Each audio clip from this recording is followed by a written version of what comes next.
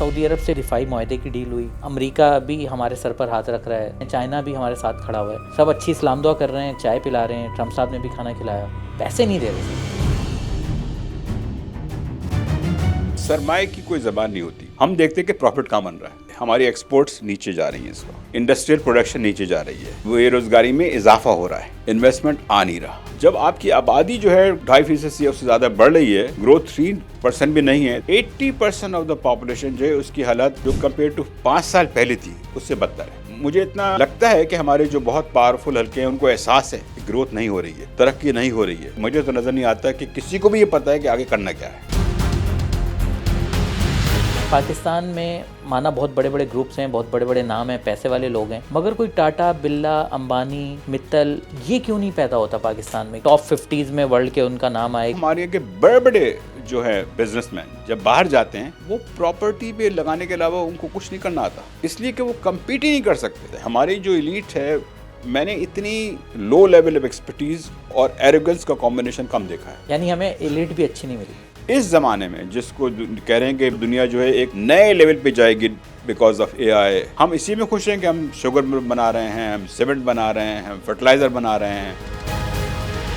पाकिस्तान में कुछ ताकतवर खानदान ऐसे हैं, वो चाहते हैं कि अवाम की हालत ना बदले, उन्हीं का मुल्क के ऊपर कंट्रोल भी है। बहुत सारे लोग हमारे यहाँ उसको डेमोक्रेसी के नाम पे डिफेंड करते हैं। सब डेमोक्रेसी का मतलब ये नहीं होता कि आप मुल्क को बिल्कुल कर्जों में डुबो दें और आप खुद तो अमीर से अमीर तरीन होते चले जाएं और लोगों का ये हाल है। तो ऐसी डेमोक्रेसी किस काम की?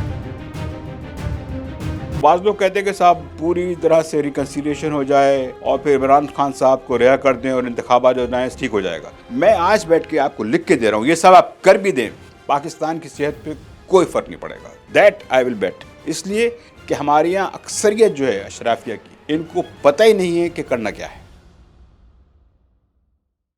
अस्सलाम वालेकुम, मैं फैसल वहीद हूँ और आप इनकलाब वॉइस देख रहे हैं। आज की पॉडकास्ट शुरू करने से पहले आपसे एक रिक्वेस्ट है कि अगर आप मेरी पॉडकास्ट देखते हैं तो इस चैनल को सब्सक्राइब ज़रूर कर लें, क्योंकि मेरी पॉडकास्ट के व्यूज़ तो आ ही जाते हैं, आप लोग इतनी मोहब्बत करते हैं, मगर आप लोग चैनल सब्सक्राइब करना शायद अब तक भूले हुए हैं। तो आपसे रिक्वेस्ट है कि सब्सक्राइब का बटन ज़रूर दबा दें ताकि आपको मेरी पॉडकास्ट का नोटिफिकेशन मिलता रहे। मेरे आज के मेहमान यूसुफ नज़र साहब हैं, जो फॉर्मर सिटी ग्रुप की तरफ से 40 ममालिक में इमर्जिंग मार्केट के इन्वेस्टमेंट हेड रह चुके हैं।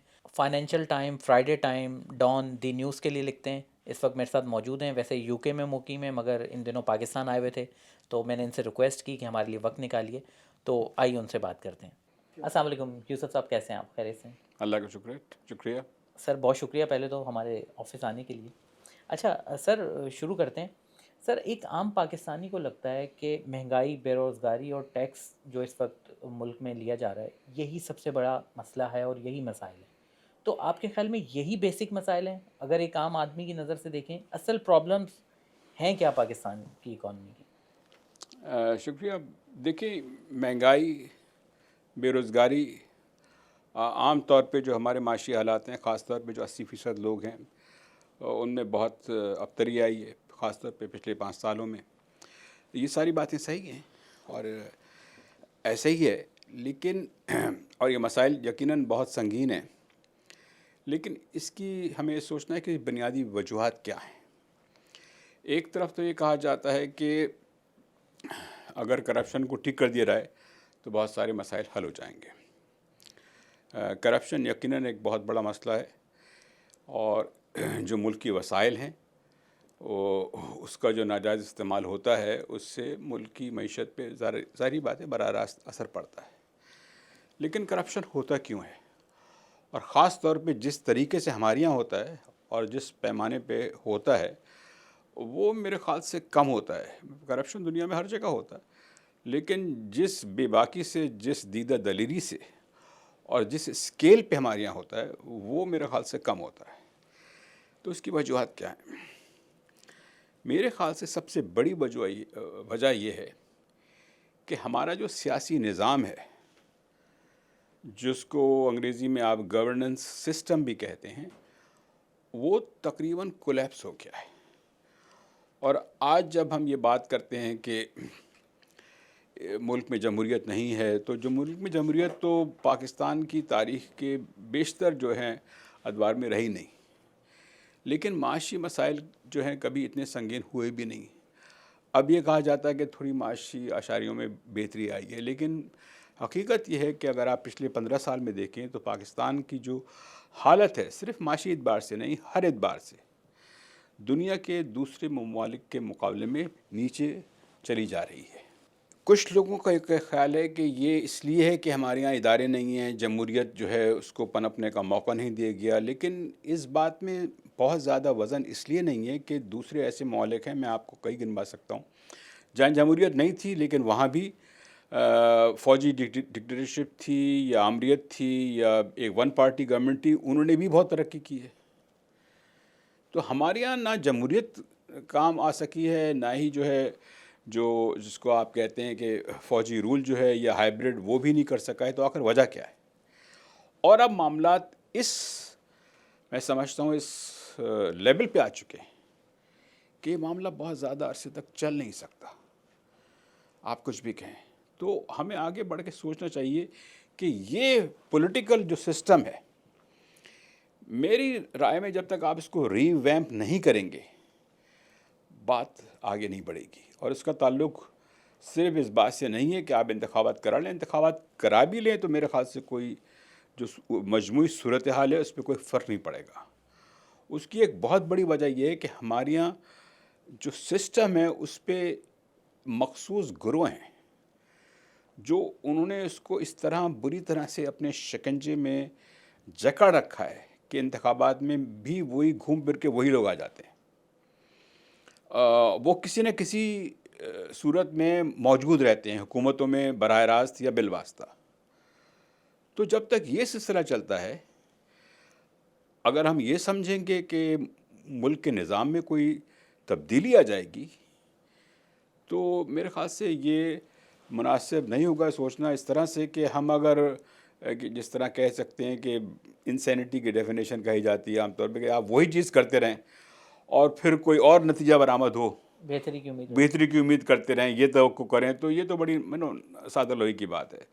تو سب سے بڑی بات جو ہے میری نظر میں ان سارے معاشی مسائل کو حل کرنے کے لیے، جو آپ نے صحیح کہا کہ بہت مسائل ہیں اور عوام کی بہت بھاری اکثریت یہی سمجھتی ہے کہ سب سے بڑے مسائل یہی ہیں، پانی نہیں ملتا، بجلی آتی ہے چلی جاتی ہے، نوکریاں نہیں ہیں، مہنگائی ہے، سڑکیں ٹوٹی ہوئی ہیں، یہ سارے مسائل جو ہیں ان کے حل کے لیے ضروری ہے کہ ہم ملک کے نظام کو درست کریں۔ اس نظام کی درستی کے لیے یہ سمجھنا کہ کوئی اکانومسٹ آ کے اس کو ٹھیک کر سکتا ہے، یہ بھی ایک سادہ لوہی کی بات ہے۔ ایسا نہیں ہو سکتا کہ آپ سسٹم کو ٹھیک نہ کریں اور کسی سے ایک دو آپ سمجھیں کہ آپ 2-3 ٹیکنوکریٹس کو بٹھا کے آپ پورا نظام صحیح کر لیں گے، ایسا نہیں ہوتا ہے۔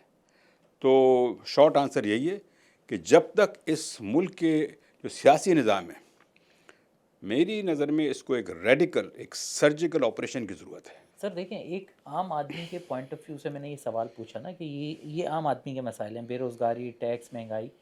اب بات کرتے ہیں، آپ نے کہا کہ سسٹم کو بدلنے کی ضرورت ہے، سیاسی نظام کو بدلنے کی ضرورت ہے۔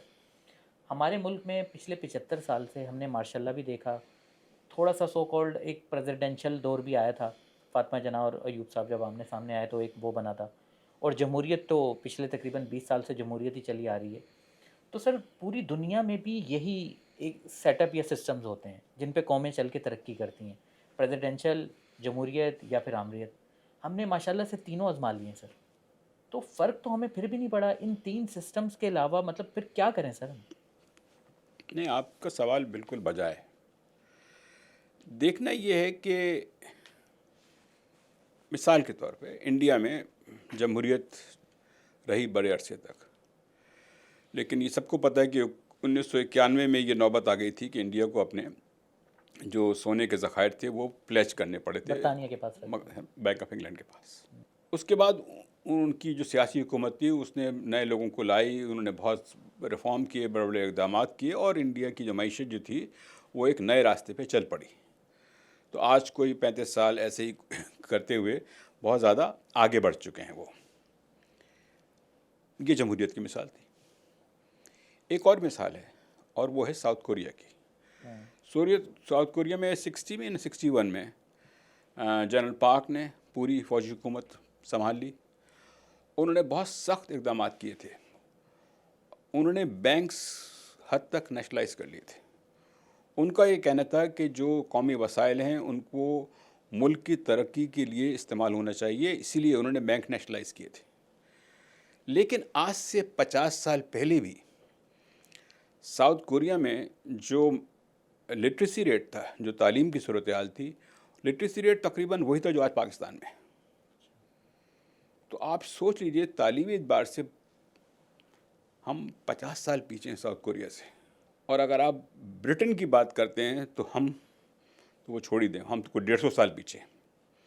تو لوگ کہہ دیں گے کہ یورپ کی بات نہ کریں، تو میں کہتا ہوں کہ چلیں ایشیا کی بات کر لیتے ہیں.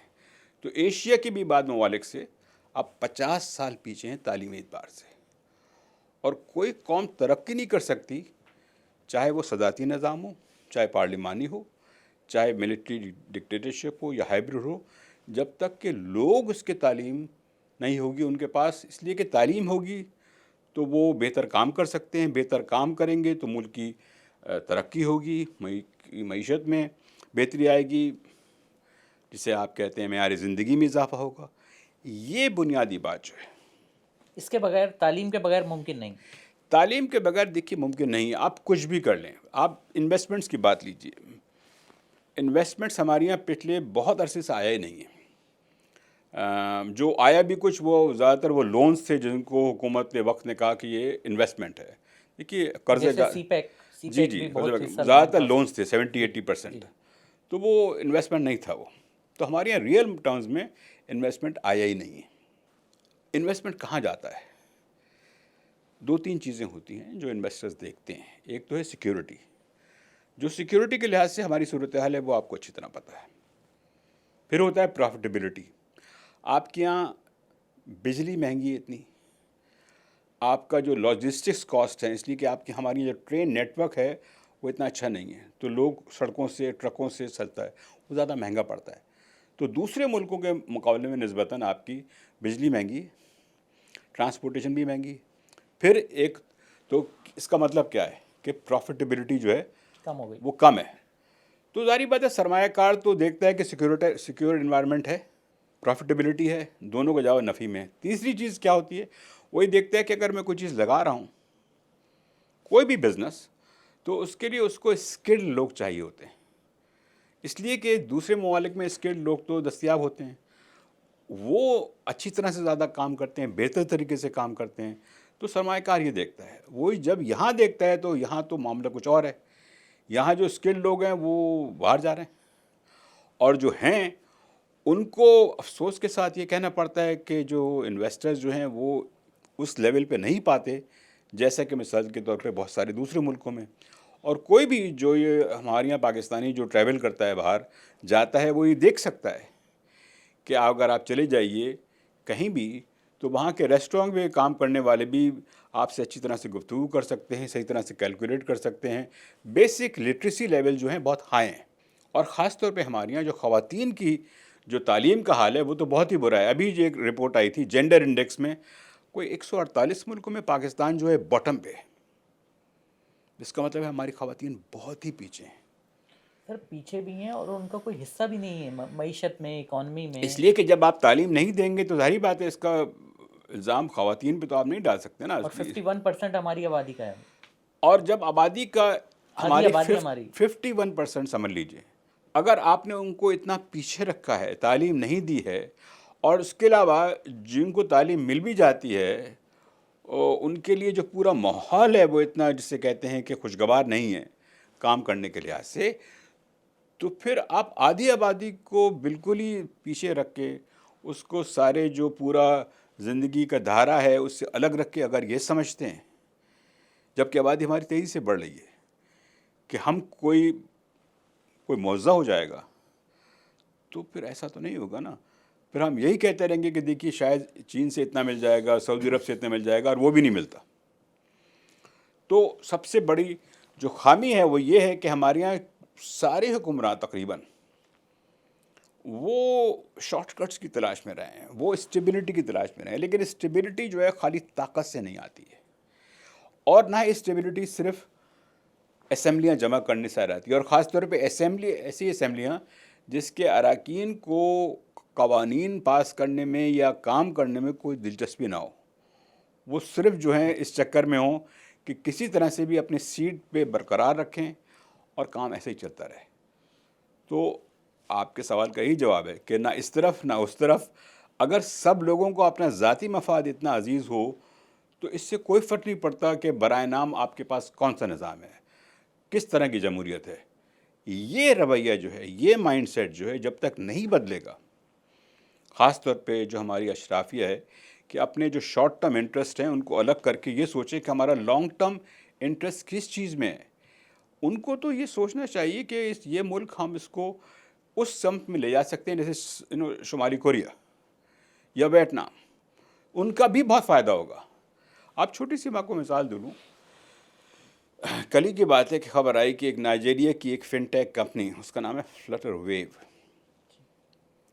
اس نے کوئی 40-50 ملین ڈالر کو ایکوزیشن کی۔ تو کوئی 2-2.5 سال پہلے اس ویب کمپنی نے فائنینسنگ ریز کی تھی۔ فن ٹیک کمپنی ہے، پورا بڑا فل فلیج بینک نہیں ہے، تو مڈ لگ رہی ہے، مڈ لیول لگ رہی چھوٹی ہے، سی، مطلب small ہے۔ چھوٹا شروع کیا تھا، 10 سال میں پہلے شروع ہوا تھا تقریباً۔ اس کی ویلیوشن آئی تھی $3 بلین۔ ہمارے یہاں بڑے بڑے بینک کی جو ویلیوشن ہے وہ $3 بلین نہیں ہے، اور جو ہمارے بڑے بڑے جو بزنس ہاؤسز ہیں ان کے بھی جو نیٹ ایسٹس کہلاتے ہیں، جو کیپٹل کہلاتا ہے، ایکویٹی، وہ بھی شاید اتنے نہیں ہوگی، سوائے ممکن ہے چند ہاتھ کے، سوائے نہیں، چند کے۔ میرا خیال ہے کہ ہماری کوئی بھی کمپنی 3 بلین کی تو نہیں ہے، 2 ہاں، بلین تک کی ہے۔ تو عام طور پہ ابھی اسٹاک مارکیٹ چڑھ گئی ہے، تو کسی نے مجھ سے کہا کہ صاحب یو بی ایل کا جو ہے مارکیٹ کیپ وہ ہو گیا ہے تقریباً 4 بلین۔ میں نے کہا ہو گیا ہوگا، لیکن آپ ایوریج دیکھیں اگر آپ ویلیو ایک سال کے اوپر، تو یہ تو ہم نائجیریا کی ایک چھوٹی سی فن ٹیک کمپنی کی بات کر رہے ہیں جو پیمنٹس پروسیس کرتی ہے۔ ہم کسی بہت بڑے انسٹیٹیوشن کی تو ذکر ہی نہیں کر رہے۔ تو یہ ہمیں سوچنا چاہیے کہ ایسا کیوں ہے آخر۔ لیکن ہمارے یہاں کے جو بزنس مین ہیں، بڑے بڑے بزنس مین، آپ جب ان سے سوال کریں تو وہ اسی حال میں خوش ہیں جو کر رہے ہیں۔ وہ سیمنٹ بنا رہے ہیں، وہ کچھ آئل کا کاروبار کر رہا ہے، کوئی فرٹیلائزر بنا رہا ہے، فرٹیلائزر اس لیے کہ گیس سستی مل جایا کرتی تھی، کوئی ایسا کاروبار کرتا ہے جہاں اس کو کوئی ٹیکس میں ہو جائے، وغیرہ وغیرہ۔ تو ٹیکسٹائل لگائی ہوئی ہے کسی نے۔ تو ٹیکسٹائل لگا رکھی ہے، ٹیکسٹائل میں بھی اس پہ ہے کہ بھائی ہمارے ٹیکس کنسیشن مل جائیں، بجلی سستی مل جائے۔ یہ کوشش نہیں کہ دیکھیں مسائل نائجیریا میں بھی تو بہت ہیں۔ نائجیریا کوئی یورپ کا ملک نہیں ہے، کوئی ڈیولپ کنٹری نہیں ہے، رائٹ؟ بیکورڈ ہے۔ ہاں ہاں، آئل ہے ان کے پاس، لیکن ویسے بھی اچھی خاصی غربت بھی ہے، وغیرہ وغیرہ، سیکیورٹی کی سچویشن بھی ہے، سب کچھ ہے۔ اس کے باوجود وہاں یہ چیزیں ہو رہی ہیں۔ آپ 30 سال سے برطانیہ میں ہیں مگر دل پاکستان سے جڑا ہوا ہے۔ مجھے یہ بتائیے کہ آپ جب برطانیہ میں بیٹھتے ہیں تو ظاہر سی بات ہے کہ پاکستان کے علاوہ جو کمیونٹی ہے، انڈین کمیونٹی ہے یا دوسرے جو ممالک ہیں، ان کے ساتھ بھی آپ کی بات چیت ہوتی ہوگی۔ اس وقت دنیا پاکستان کو دیکھ کس نظر سے رہی ہے؟ کیونکہ کہتے ہیں کہ ہم نے دنیا میں ہماری فارن پالیسی نے بہت کیش کروایا اور ہم خبروں میں ان ہیں، ابھی وہ جنگ ہوئی انڈیا کے ساتھ، وہاں پہ ہمیں ایج میں رہے۔ تو اس وقت کیا واقعی پاکستان کو کوئی ایج ہے فارن پالیسی میں؟ دنیا کیسے دیکھ رہی ہے ہمیں، کس نظر سے دیکھ رہی ہے؟ دیکھیے، یہ کہنا مشکل ہے کہ دنیا کس نظر سے دیکھ رہی ہے، اس لیے کہ اگر آپ بالکل ہی عام آدمی کی بات کر رہے ہیں، یا آپ یونیورسٹی اسٹوڈنٹس کی بات کر رہے ہیں، یا ایوریج پروفیشنل کی بات کر رہے ہیں، تو حقیقت یہ ہے کہ دنیا میں ڈسکشنز میں کم از کم جو میرا ایکسپیرینس ہے، پاکستان کا ذکر تو کم ہوتا ہے۔ آج کل دنیا میں زیادہ تر باتیں جو رہتی ہیں وہ اس کا تعلق یا تو ٹرمپ صاحب سے ہوتا ہے، لیکن ٹرمپ صاحب کی جو گلوبل پالیسیز ہیں، یا پھر اے آئی کا بہت زور ہے کہ یہ ہو رہا ہے، ٹیکنالوجی میں یہ ہو رہا ہے، یا پھر ان کے اپنے ملکوں کے جو معاشی مسائل ہیں ان کے متعلق بات ہوتی ہے۔ تو جو جرنل جو نیوز فلو ہوتا ہے آپ کے میڈیا کی زبان میں، اس میں پاکستان کا اتنا ذکر آتا نہیں ہے، بہت کم آتا ہے۔ ایک آدھ اگر آرٹیکل آ جاتا ہے کسی بڑے پیپر میں، جیسے کہ فائنینشیل ٹائمز میں یا اکانومسٹ میں کبھی آ گیا، تو اس کو پاکستانی میڈیا جو ہے بہت زیادہ میگنیفائی کر کے پریزنٹ کرتا ہے، جیسے کہ ساری دنیا پاکستان کے متعلق بات کر رہی ہے۔ ایسا نہیں ہے۔ لیکن اگر آپ پوری طرح سے دیکھیں جسے میں کہہ سکتا ہوں کہ ڈپلومیٹک سرکلز میں، یا پھر جو وہ لوگ جو پاکستان میں یا اس ریجن میں زیادہ دلچسپی رکھتے ہیں، ان سرکلز میں یہ ضرور ہے کہ پاکستان نے میں جو ہوا تھے واقعات پچھلے سال جنگ کی بات انڈیا کے ساتھ جو ہوئی ہے، تو اس میں پاکستان کا یہ ہے سامنے آیا ہے کہ پاکستان کی فوج کم از کم اتنی مضبوط ہے کہ وہ انڈیا کو فیس کر سکتی ہے. تو یہ ایک رینیوڈ سینس جو آیا ہے، ریکگنیشن ہے ایٹ ڈفرینٹ گورنمنٹس کہ ہاں پاکستان ایسا نہیں کہ کمپلیٹ کوئی باسکٹ کیس ہی ہے، یہاں نہیں فوج ہے، فوج مضبوط ہے. لیکن اس میں سوچنے کی بات یہ ہے کہ ریئیکشن یہ ہے کہ پاکستان کو مسائل تو بہت ہیں، یہاں نظام اسٹیبل نہیں ہے، اگر کچھ ہے تو وہ فوج ہے. تو اس کے دو پہلو ہیں. جو لوگ یہ سمجھتے ہیں کہ باہر کے ممالک جو ہیں وہ ان کو کوئی فرق پڑتا ہے کہ یہاں ڈیموکریسی ہو یا نہ ہو، میں نہیں سمجھتا کہ چاہے وہ رشیا ہو یا چائنا ہو یا امریکنز ہوں، ان کو اس بات سے کوئی خاص فرق نہیں پڑتا کہ یہاں ڈیموکریسی ہے. وہ چاہتے ہیں کہ ایک اسٹیبل ملک ہو یہاں پہ رہے، اس لیے کہ یہ تینوں کے مفاد میں ہیں. کوئی نہیں چاہتا، نہ چائنا نہ امریکنز، کہ انڈیا جو ہے کوئی ڈومینیٹ کرے پورے خطے کو، اس لیے کہ ان کو انٹرسٹ کوئی سوٹ نہیں کرتا ہے. تو پاکستان اگر مضبوط ہوتا ہے تو یقیناً اس کو ویلکم کرتے ہیں اور سپورٹ بھی کرتے ہیں اور کر رہے ہیں. چیلنج یہ ہے کہ اس وقت جو ہمارا آپ کہہ سکتے ہیں ایک طرح سے فیوریبل جو انٹرنیشنل ڈپلومیٹک انوائرمنٹ ہے، اس کو ہم کیسے فائدہ اٹھاتے ہیں، اور پیسے کی صورت میں نہیں. اس لیے کہ دیکھیے پیسہ کے بارے میں اب سب دنیا بہت محتاط ہو چکی ہے پاکستان کے بارے میں، جو ماضی میں پوری ہماری تاریخ رہی ہے. تو وہ لوگ سیاسی طور پہ آپ کو سپورٹ کرنے کو تیار ہیں، ڈپلومیٹک طریقے سے، کسی اور طریقے سے. اس طرح ٹرمپ صاحب نے کیا کہ ٹیرفس تھوڑی آپ کو گنجائش دے دی، لیکن یہ نہیں سمجھے کہ آپ کو کوئی 20-30 بلین ڈالر کو چیک کاٹ کے دے دے گا. ایسا نہیں ہونے جا رہا. اس بارے میں ہمارے یہاں تھوڑا سا مسکانسیپشن ہے کہ بڑا فرق پڑ جائے گا. وہ نہ فرق ابھی پڑا ہے. اور لیکن ہمارے پاس ایک خاص طور پہ میں آپ سے بات کرنا چاہوں گا. آپ نے کہا کہ سولوشنز کی بات کریں. ہمارے پاس جو ونڈو آف اپارچونٹی ہے، میں سمجھتا ہوں ذرا شارٹ ہے. وہ کیوں؟ وہ اس لیے کہ نومبر میں یو ایس میں مڈ ٹرم الیکشنز ہیں، اور اگر وہاں انتخابات میں ڈیموکریٹک پارٹی آ گئی تو پھر ٹرمپ صاحب اتنے پاورفل نہیں رہیں گے جتنے کہ وہ اب ہیں. اور ٹرمپ صاحب یقیناً پاکستان کے لیے بہت زیادہ پازیٹیو ہے. تو اس جو ونڈو آف اپارچونٹی ہے، اس سے ہمیں زیادہ سے زیادہ فائدہ اٹھانے کی کوشش کرنی چاہیے. ہمیں یہ نہیں میں سمجھتا کہ ہم خالی وہ ہماری تعریف کر دیتے ہیں تو ہم خوش ہو جاتے ہیں. ابھی تک ہم نے گین کیا کیا ہے؟ باتیں بہت ہوئی ہیں، لیکن اس کے جو کانکریٹ جو میں سمجھتا ہوں نتیجے ہیں وہ ابھی تک سامنے آئی نہیں ہیں. بہت کچھ ہو سکتا ہے، ہم بہت کچھ کر سکتے ہیں. مثال کے طور پہ ٹیکنالوجی ہے. اب یہ حالت ہے کہ دیکھیے ایلان مسک صاحب کی جو کمپنی ہے اسپیس ایکس، ان کی کمپنی اسٹار لنک کو ابھی تک بہت ساری جو ریگولیشن ہماری جو پرمیشنز ہیں وہ ابھی تک نہیں ملی ہیں. لائسنس مانگ رہے کوئی سیکیورٹی پوائنٹ آف ویو سے کہتے ہاں ہیں ہے، لیکن یہ کہ یہ دیکھیں نا، وہ دنیا کا امیر ترین آدمی ہے، اتنی بڑی بڑی کمپنیاں اس کی. ہمیں تو ضرورت ہے ایسے لوگوں کی نا، تو ہمیں تو چاہیے کہ اس کو ویلکم کریں. اگر کوئی پرابلم ہے تو اس کو سالو کریں. اگر ان کو یہ ایکسپیرینس ہوگا. اور دیکھیے ٹیسلا بہت بڑی کمپنی ہے، ایلان مسک بہت انفلوئنشل آدمی ہے، richest man in the world. اگر ہم اس کے ساتھ یہ کریں گے تو اس کا پھر ہم سگنل کیا جائے گا؟ لوگ تو یہ کہیں گے یار یہ ایلان مسک کے ساتھ جو اتنا زیادہ پرابلم کر رہے ہیں، ہم کیا چیزیں ہیں. تو انویسٹر کی تو آپ کو بات اگر بات آپ کو سننی چاہیے. آپ کیا رولز کی بات کر رہے ہیں؟ معاف کیجیے گا، یہاں تو آپ کو پتہ ہے رولز کتنی جلدی جو ہے وہ چینج ہو رہ سکتے ہیں، اور ان کو کتنی جلدی بینڈ کیا جا سکتا ہے.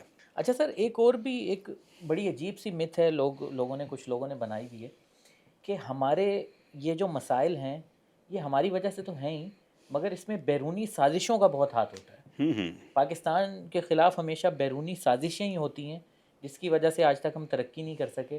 اور ہمارا حال یہ ہے، دنیا کا ہر ملک ہمارے پیچھے لگا رہتا ہے. اسرائیل نہیں چاہتا، امریکہ نہیں چاہتا، اور یہ نہیں چاہتا. یہ اس کا ذرا رپلائی کیجیے. دیکھیے ہمیں سازشوں تھیوریز کا بہت بڑا شوق ہے. پہلے تو یہ کہا گیا کہ جنہیں ایٹمی جناب طاقت نہیں بننے دینا چاہتا تھا. حقیقت یہ ہے کہ ضیاء الحق صاحب نے، یقیناً میں کریڈٹ دیتا ہوں کہ انہوں نے ایٹامک پروگرام کو کنٹینیو کیا تھا، لیکن کنٹینیو کیا تھا اس لیے کہ امریکنز جانتے پوچھتے خاموش تھے. اس لیے کہ آپ رشیا کے خلاف تھے، تو انہوں نے کہا کہ ٹھیک ہے یہ چپکے چپکے بنا رہے ہیں. آپ کیا سمجھتے ہیں؟ ان کو پتہ نہیں تھا کیا؟ لیکن انہوں نے کہا کر رہے ہیں تو کرنے دو. تو انہوں نے کوئی سازش تو نہیں کی تھی. ایکچولی امریکنز نے انڈائریکٹلی افغان وار کے بعد جو ہے شروع ہونے کے بعد ایکچولی ایک طرح سے انہوں نے مدد ہی کی تھی، اس لیے کہ انہوں نے اس کے روڑے نہیں اٹکائے تھے، وہ کٹ سکتے تھے، ایسا نہیں کیا. جب سینکشنز لگے بھی اٹامک ایکسپلوژن کے بعد، انہوں نے اس کے باوجود بھی انڈائریکٹلی آپ کی آئی ایم ایف کے ذریعے مدد کی. آپ کو پتہ ہے کہ امریکہ اگر آئی ایم ایف میں ویٹو کر دے، اور امریکہ واحد طاقت ہے جس کو آئی ایم ایف میں ویٹو کی پاور ہے، تو آپ کو ایک پائی نہیں ملتی. بالکل ایسے ہی. تو انہوں نے سینکشنز لگا دیا، ڈائریکٹ ایڈ بند کر دی، لیکن آئی ایم ایف کے ذریعے معاملہ چلاتے رہے آپ کا. ابھی بھی انہوں نے ڈائریکٹ ایڈ نہیں دی ہے، لیکن آپ دیکھ لیجئے آئی ایم ایف سے آتی ہے. آئی ایم ایف کے ساتھ مطلب کئی پیکج ہو گئے. پہلے اسٹینڈ بائی ارینجمنٹ انہوں نے کیا $3 بلین کا، پھر ایک ایکسٹینڈڈ فیسلٹی دی $7 بلین کی. تو آپ کی مدد تو کر رہے ہیں نا. اگر وہ چاہتے ہیں کولیپس ہو جائیں، آپ کے خلاف سازش کر رہے ہوتے، تو سب کچھ ممکن ہوتا؟ کبھی نہیں ممکن ہوتا. تو یہ ایک ہماری تھوڑی سی ہمارے ذہن میں کچھ سائیکی میں باتیں آ گئی ہیں جس پہ ہم یقین کرنا چاہتے ہیں. حقیقت یہ ہے کہ پریکٹیکلی تو امریکہ نے بھی اور چائنا نے بھی ہمارے سپورٹ ہی کیا ہے، کسی نے سازش نہیں کی. مجھے تو یہ وہ رویہ لگتا ہے کہ اپنی ناکامی ان کے سر ڈال کے ہم بریوس جمع ہونا چاہتے ہیں. نہیں، یہ بھی ہے، اس میں یہ بھی ہے کہ آپ دیکھیں نا، پاکستان تو آپ بات کیجیے، ویتنام تو پورا تباہ ہو گیا تھا بھائی. امریکنس نے ڈائریکٹ اٹیک کیا تھا، فورسز تھیں ان کی، پورا تباہ ہو گیا تھا نا. ویتنام تو کھڑا ہو گیا. ریکور ہو کے کھڑا ہو گیا، بلکہ اب دوڑ رہا ہے. ایسا ہی نا. بالکل. انڈونیزیا میں 60s میں سول وار ہوئی، اس کے بعد 1998 میں کولیپس ہو گیا. وہ بھی ترقی کر رہا ہے. وہ بھی بہت ترقی کر رہے ہیں. تو ایسے تو بہت ساری چیزیں ہیں، لیکن ہم جو ہے ہر بات کا الزام جو ہے ہم دیتے ہیں سازشوں کو اور باہر والوں کو. اگر آبادی کی رفتار اتنی بڑھ رہی ہے تیزی سے کہ ہماری فیکس جو ہے پر کیپٹا انکم نہیں بڑھ پاتی، تو آبادی کی رفتار اتنی تیزی سے کون بڑھا رہا ہے؟ اسرائیل بڑھا رہا ہے یا امریکہ بڑھا رہا ہے؟ تو یہ ایک بڑی واضح مثال ہے.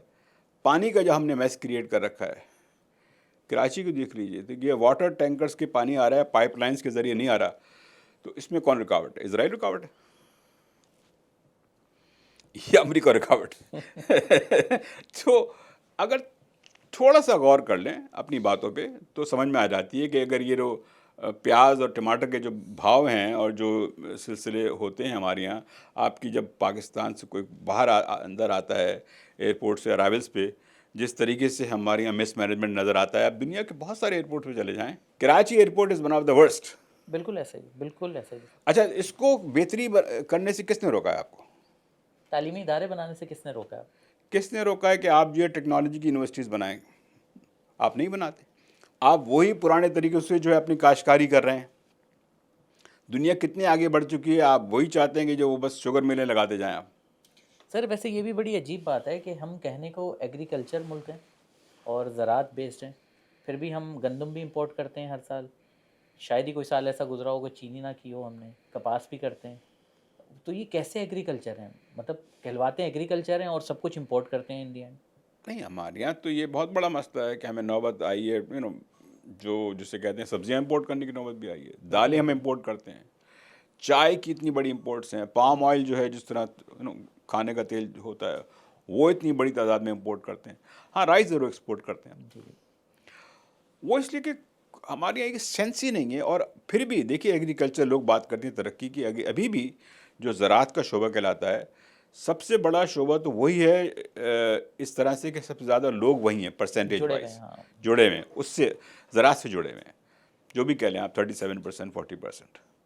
تو اور ہماری جو آبادی ہے، دیہی آبادی، اس کا کیا معیار ہے آج کل؟ تو جی مشین چلانے کے لیے آپ کو پڑھنا لکھنا آنا چاہیے.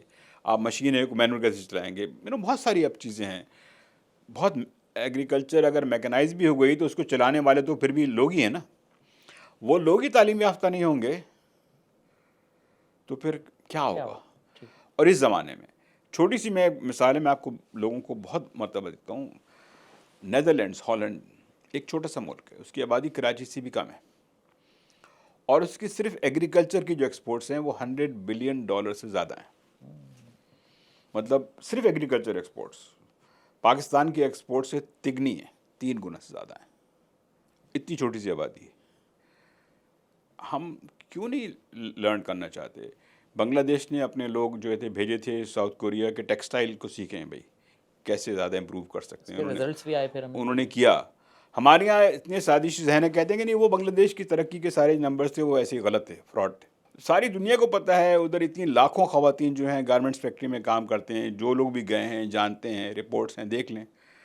نہیں، ہم کسی سازشی تھیوری کا جو ہے سہارا لیں گے اور ڈینائی کریں گے کہ ایسا کچھ نہیں ہے. تو اگر یہ ایٹیٹیوڈ ہے تو یہ بڑا مشکل مسئلہ ہے پھر کہ آپ ہر بات کو جو اپنی خامی ہے ڈینائی کرتے رہیں اور یہ ماننے کو تیار نہ ہوں کہ یہاں کچھ پرابلمز ایسی ہیں جس کا حل صرف اور صرف ہمارے پاس ہے، وہ باہر کہیں نہیں ہے، وہ آپ ہی کو کرنا ہے کام. سڑکیں آپ ہی کو بہتر کرنی ہے، تعلیم آپ ہی کو بہتر کرنی ہے. اگر لوگ جو ہیں ٹیکنیکل اسکلز نہیں ہو ان کے پاس تو وہ آپ کو دینی ہے. اس زمانے میں آپ کے پاس اگر ٹیکنیکل اسکلز نہیں ہوں گی، خاص طور پہ آئی ٹی کے حوالے سے یا مینوفیکچرنگ کے حوالے سے، مینوفیکچرنگ ہمارے یہاں شرنک ہو رہی ہے. دنیا بھر میں انڈسٹریل پروڈکشن میں جو ہے ترقی پذیر ممالک جو ہے اضافہ ہو رہا ہے، ہماری انڈسٹریل پروڈکشن جو ہے وہ یوں جا رہی ہے. اس کا ریزن آپ کے خیال میں ٹیکس ہے اور یہ جو ہمارے انرجی کے ٹیرفس ہیں وہ ہیں؟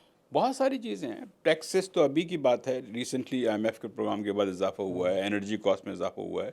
لیکن ایک بہت بڑا ایشو یہ ہے کہ آپ 40 سال پہلے جو بڑی بڑی ٹیکسٹائل ملز ہیں ان کے اینول رپورٹس اٹھا کے دیکھ لیں، آج کی دیکھ لیں، یہ وہی پروڈکٹس بیچ رہی ہیں جو پہلے بیچ رہی تھیں موسٹلی. آپ کیوں نہیں جاتے ویلیو ایڈڈ کی طرف؟ ہمارا اصل میں ایک بہت بڑا مسئلہ ہے جسے کہتے ہیں living in your own comfort zone. آپ کہتے ہیں کہ یہاں سارا کام جو ہے تعلقات سے ہوتا ہے. فائنانس سیکٹری کے پاس جاؤ، ایف بی آر کے پاس جاؤ، ان سے کوئی ٹیکس میں کنسیشن لو، جو لوکل گورنمنٹ ہے ان سے کچھ بجلی کی بات کر لو، زمین کے لیے کچھ ذرا اور کوئی فارمولا اپلائی کر لو اور اس میں سے اتنا پروفٹ مل جائے گا. امپلائیز کو جو ہے 50% اوور دا ٹیبل دے دو، 50% انڈر دا ٹیبل دے دو. یہ ساری چیزیں کر کے وہ کہتے ہیں کہ اگر ہماری جیب میں کچھ پیسے آ جاتے ہیں تو بہت اچھی بات ہے. تو اس کا نتیجہ یہ ہے، جیسے کہ میں نے آپ کو ابھی پہلی مثال دی، کہ نائجیریا کی ایک معمولی فن ٹیک کمپنی جو ہے وہ آپ کے بڑے بڑے گروپ سے بڑی ہے. بالکل صحیح. اچھا سر، اگر ہم تھوڑی دیر رک کر یہ دیکھیں کہ آپ نے کہا نا کہ جب تک سمت صحیح نہیں ہوگی ہم لوگ آگے نہیں بڑھیں گے. اس وقت آپ نے خود ہی کہا کہ نمبرز کچھ بہتر ہو رہے ہیں، کچھ نمبرز اچھے آ رہے ہیں، جیسے اسٹاک مارکیٹ وغیرہ اوپر جا رہی ہے. تو انفلیشن گو کہ بہت نیچے آ گئی تھی، اب تھوڑا دوبارہ اوپر کی طرف ہے، انٹرسٹ ریٹ بھی نیچے آئے ہیں. تو مجھے یہ بتائیے کہ کیا اس وقت ہماری سمت صحیح ہے، درست ٹریک پر ہم جا رہے ہیں، یا نہیں ہمارا راستہ ہی غلط ہے اور ہم بس کسی طرح کوشش کر رہے ہیں کہ تھوڑا سا سسٹین کریں اور پھر دوبارہ کولیپس کر جائیں گے؟ مجھے تو بڑی فکر ہے اس لیے کہ ہمیں پتہ نہیں کہ ہماری سمت کیا ہے. یہ جن کی آپ بات کریں انڈیکیٹرز کی، یہ تو اکنامک سائیکلز ہوتے ہیں، کبھی نیچے کبھی اوپر چلتا رہتا ہے، سب کوئی نئی بات نہیں ہے. آئل کی پرائس $120 پہ چلی گئی تھی، اب $60 پہ. تو اتنا بڑا ایڈوانٹیج تو آپ کو خود ہی مل گیا، ہاف ہو گئی. تو اس میں کوئی خاص اچیومنٹ نہیں ہے. میں نے ابھی کہا تھا کہ دیکھیے 2023 میں ٹرکی میں انفلیشن ریٹ 88% پہنچ گیا تھا، 80% سے اوپر تھا. ایجپٹ نے 30% سے اوپر تھا. ارجنٹینا میں 200% سے اوپر چلا گیا تھا. تو وہاں بھی انفلیشن ریٹ جو ہے وہ لیس دین ہاف ہو گئے ہیں. تو یہ تو ایک سائیکل تھا. پاکستان اتنا کوئی یونیک کنٹری تو نہیں ہے. بہت سارے لوگوں کو یہ نہیں اندازہ ہوتا کہ اچھا وہاں بھی انفلیشن اتنا پہنچ گیا تھا. 2023 میں ایک بہت بڑا کرائسس آیا تھا انٹرنیشنل 22-23 میں، جس میں گندم کی قیمتیں بہت اوپر چلی گئی تھیں، آئل کی پرائس بہت چڑھی گئی تھی، گیس کی پرائسز بہت چڑھ گئی تھیں. آفٹر کرونا جب دنیا کھلی تو ایک دم آفٹر کرونا پھر یوکرین وار سب ملا کے تو ایک ویو آئی تھی جس میں بہت سارے ملک شکار ہوئے تھے، اور وہ ان کنٹریز میں سارے ملکوں میں انفلیشن بہت آسمان سے باتیں کر رہا تھا اور بہت نیچے آ گیا ہے. تو it is not a unique achievement. تو اس کو یہ کہنا ہے کہ شاید ہماری لانگ ٹرم صورتحال کو صحیح ہو گئی ہے، اس کا یہ غلط میرے خیال سے تجزیہ ہوگا یا اس کا کنکلوژن ہوگا. بات دراصل یہ ہے کہ جو اہم بات یہ ہے، ہماری ایکسپورٹس نیچے جا رہی ہیں اس وقت، انڈسٹریل پروڈکشن نیچے جا رہی ہے، بے روزگاری میں اضافہ ہو رہا ہے. इन्वेस्टमेंट आ नहीं रहा। ग्रोथ जो है पिछले 3 साल में 3% भी एवरेज नहीं पहुंच सका है। जब आपकी आबादी जो है 2.5% से उससे ज़्यादा बढ़ रही है, ग्रोथ 3% भी नहीं है, तो इसका मतलब क्या है? आप वहीं खड़े रहेंगे। नहीं, हम तो पिछले जो 80% आबादी है, जो सारे आदाद शुमार सामने आ रहे हैं, 80% ऑफ द पॉपुलेशन जो है उसकी हालत जो कंपेयर टू 5 साल पहले थी उससे बदतर है, सही। महंगाई की वजह से। इसलिए कि उनकी जितनी आपके पास मिसाल के तौर पर अगर आपको 50,000 रुपये तनख्वाह मिलती थी और अब 1 लाख मिलती है, तो वो भी नाकाफ़ी है। और बहुत सारे लोग मेरे ख्याल से इस बात से इत्तेफाक करेंगे कि जो काम करने वाले लोग हैं कि अगरचे कि लगता है कि बाजार दुगनी हो गई, लेकिन वो खर्च जो है कि जो कुव्वत ख़रीद इतनी कम हो गई है कि पहले अगर वो 100 में से 60 रुपये जो है खर्च कर रहे थे अपने दाल रोटी खाने पे, वो अब उनको 80 रुपये खर्च करने पड़ते हैं किचन के लिए। किचन के लिए। तो इससे क्या ज़ाहिर होता है कि आपकी हालत मजमूई तौर पे बहुत ख़राब हुई है। तो ये जो बात करते हैं प्रोग्रेस की, माफ़ कीजिएगा, मुझे तो वो जो इंडिकेटर्स हैं वो सिक्लिकल हैं हमारी इकोनॉमिक्स की ज़बान में, लेकिन वैसे ओवरऑल मजमूई लिहाज से मैं समझता हूँ कि जो मेरा इम्प्रेशन ये है कि मुझे इतना लगता है कि हमारे जो बहुत पावरफुल हल्के हैं उनको एहसास है इस बात का कि ग्रोथ नहीं हो रही है, तरक्की नहीं हो रही है, लेकिन रास्ता कौन सा अपनाया जाए, मेरे ख़्याल से इस बात की जो है तशवीश है। मुझे तो नज़र नहीं आता कि किसी को भी ये पता है कि आगे करना क्या है। आर यू श्योर कि उन्हें एहसास है कि ग्रोथ नहीं हो रही, तरक्की मुझे लगता ही है, अब ये सारी बात ये is a matter of opinion, लेकिन जो सुनने में आता है। एक ये भी सोचा जाता है कि पाकिस्तान में कुछ ताकतवर तबकात या ख़ानदान ऐसे हैं कि वो चाहते हैं कि आवाम की हालत ना बदले, और उन्हीं का मुल्क के ऊपर कंट्रोल भी है। क्या वाकई उनकी कॉम्पिटेंसी का मसला है या नीयत का मसला है कि वो वाकई ये चाहते हैं कि पाकिस्तानी जो आवाम है वो बैकवर्ड ही रहें और ये लोग तरक्की ना करें? आपकी बात से मैं किसी हद तक इत्तेफाक करूँगा। ऐसे ताकतवर हलकों में या ग्रुप्स में ऐसे लोग मौजूद हैं जिनको इस बात से कोई फ़र्क नहीं पड़ता कि डेवलपमेंट होता है या नहीं होता। उनको जो अपना ज़ाती मफाद है वो ज़्यादा प्यारा है कि वो पावर में रहें या पावर के करीब रहें या बरात हासिल करते रहें। बेसिकली उनका जो ऑब्जेक्टिव है वो सिंपल अल्फाज में नेट वर्थ है, उनकी जो है असासे बढ़ते रहें तो वो मुतमईन है। ये इन्हीं मैं समझता हूँ इस जो सूरत हाल है उन लोगों का बहुत हाथ है, और वक्त आ गया है कि आप ऐसे लोगों को अब इस निज़ाम से ही अलग करें, इसलिए कि जो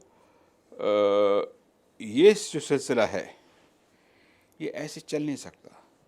देखिए, पुतिन साहब की बड़ी तारीफ़ होती है, लेकिन पुतिन साहब ने बहुत सख्ती की थी, जो कहलाते थे रशियन ओलिगार्क्स, बड़े बड़े बिलियनर्स थे, सही किया था। हमारे यहाँ ये तो नहीं कहूँगा, हमारी जो इंडस्ट्री है उसमें बहुत प्रोग्रेसिव लोग भी हैं। बास टेक्सटाइल मिल्स ऐसी भी हैं जिन्होंने बड़ा अच्छा काम किया है, बड़ी अच्छी तरह एक्सपोर्ट्स कर रही हैं, बाज़ ऐसी भी हैं जिन्होंने नहीं किया। लेकिन हमारे यहाँ जो वेस्टेड इंटरेस्ट जो हैं, इनको ज़रूरी है कि इनको हुकूमत से, जो हुकूमत का एडमिनिस्ट्रेशन है, जो इनका इन्फ्लुएंस है, इसको कम किया जाए।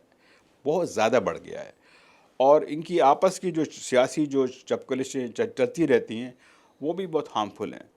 बहुत सारे लोग हमारे यहाँ उसको डेमोक्रेसी के नाम पे डिफेंड करते हैं।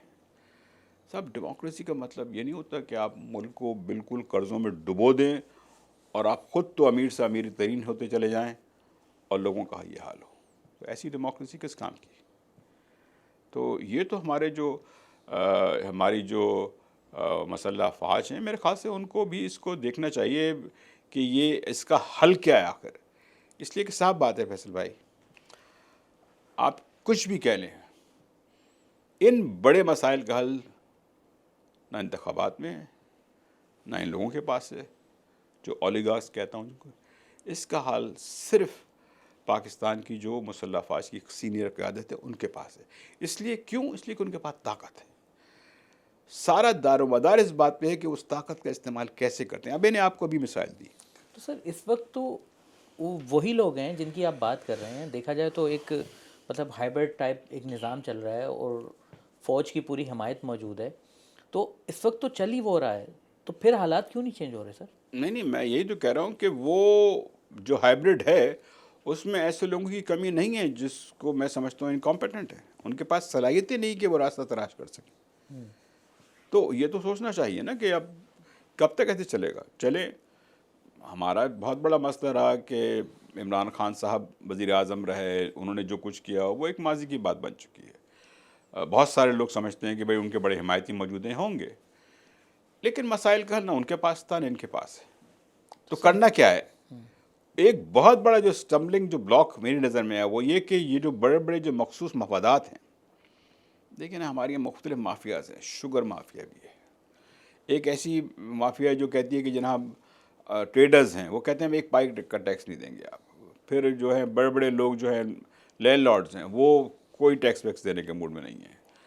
ایسے لوگوں کو تو کیا کیا جائے؟ تو اس کو آپ یہی کر سکتے ہیں کہ یہ ہماری جو قیادت ہے، فوج کی قیادت، اور خاص تو پہلے تو یہ تھا کہ صاحب امریکہ کا پریشر ہے، یہ ہو جائے گا وہ ہو جائے گا، وہ بھی نہیں رہا.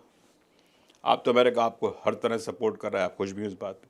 تو اب جب بیرونی جو انوائرمنٹ ہے وہ اتنا ہموار ہو چکا ہے کہ پاکستان کو کسی خاص مخالفت کا سامنا نہیں ہے، تو پھر میں سمجھتا ہوں کہ جو ہمارے پاس جو ابھی کنسالیڈیٹڈ جو ہے پوزیشن آئی ہے کہ آپ کے اختیارات جو ہیں وہ بہت زیادہ سینٹرلائز ہو گئے ہیں.